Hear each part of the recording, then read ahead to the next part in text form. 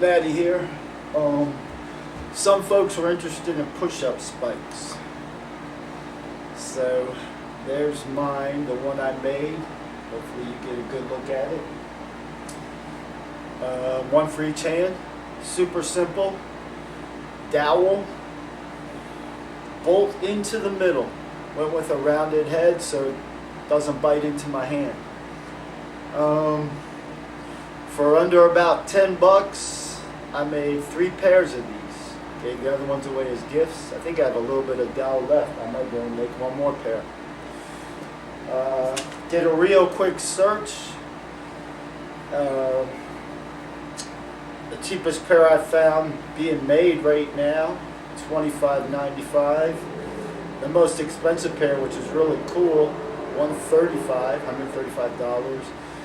And I saw another pair that were 40 euros, which I'm not sure what that is, 20 something American. But what's the point? Destabilization. Well, before we move on, I'm going to link the video where I originally learned to push up spikes. As the history goes, the immigrants that came into Ellis Island and then signed on the late railroad track after their 12, 14, or 16-hour day for entertainment would take railroad spikes. If you've ever seen one, it's got a very small head. Rip one in each hand and see how many push-ups they could do.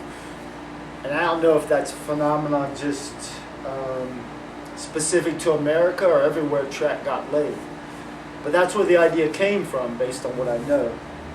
So, as a demonstration, the magic we're talking about is destabilization. So here, I easily get into a push-up position. Now watch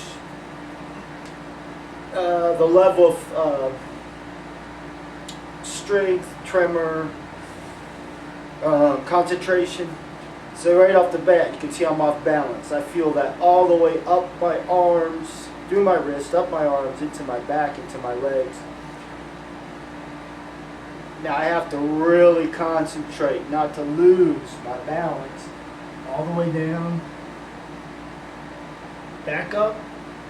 Really have to fight through the whole body. Concentrate, move slowly. Takes the push-up to a whole nother level. So, as we look at destabilization, what if we use these and go to decline push-ups as a means of progression?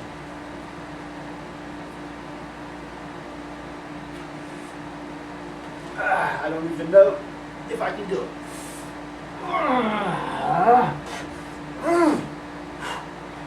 So about one. So quickly, I've done videos on all this stuff, but since there was interest, wanted to bring this thing back out. Because it seems like online with all the fitness folks, there's starting to become an interest in ab wheels again. But not many people, I don't see people talking about this. If you're thinking about getting an ab wheel, don't waste money on an expensive one. Get this instead. If you already got one, I hope you didn't get an expensive one, get this instead. Why?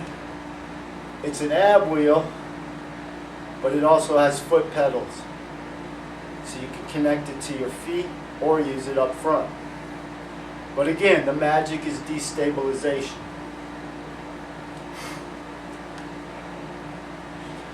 So, and this alone is a total gym in and of itself. One piece of equipment, use it the rest of your life. As of right now, on the website of the inventor, John Hines, the great John Hines, one of the best trainers in the world, I don't know why he doesn't get more attention, $47.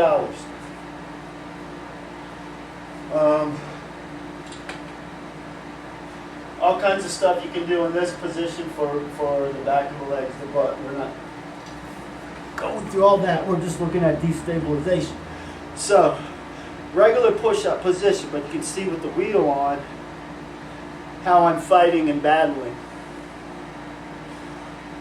So, what happens if I put the two together?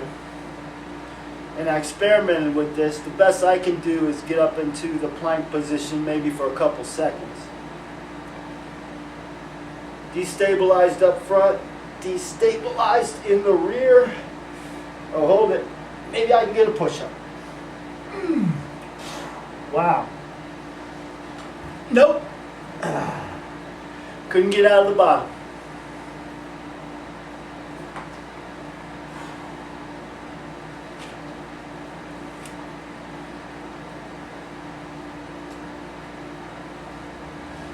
So lastly, just going with the theme of destabilization, suspension trainer. Super old one. Again, based on my knowledge, the very first person to make these, and as far as I know, invented them, was John Hines, and this is one of his very first original ones. First off, look how small it is. If you travel at all, that's what you should have. I don't understand why people carry kettlebells in bowling ball bags, and I don't get Tim Ferriss's recommendation to make a T-handle and then break it down to carry it. You're really getting a whole bunch of pieces of pipe through TSA inspections and stuff with what's going on in the world. Anyway, you can tell how old this is because it doesn't have the foot straps yet. That was an improvement that also John Hines came through with. You can easily run some rope through here or some webbing and create a strip if you want. There's obviously other ones out there now since it's exploded on the market. As far as I know, these original ones aren't available anymore. On Amazon, off of John Hines' site, you can get his for around 71 bucks. There are cheaper ones. You can make one yourself. Pardon me. But the point is, and I'm sure you understand how these things work, put this up on an anchor point, and you've seen people do push-ups off of it, or rings, destabilization.